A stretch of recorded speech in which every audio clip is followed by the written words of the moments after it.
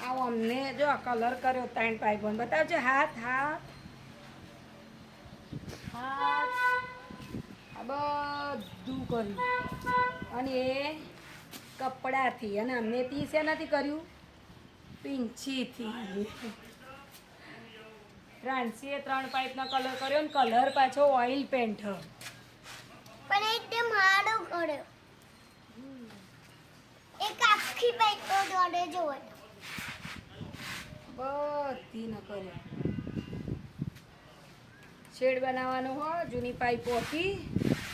તો એ કીધું કલર કરી દઈએ કાંટા આવી જતો એટલે પૂરો બતાવે ને અને જો આટલો કાળો કલર કર્યો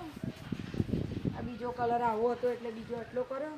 આ કાળીને પાછો આવો કલર ગ્રે કલર કરી દઈશું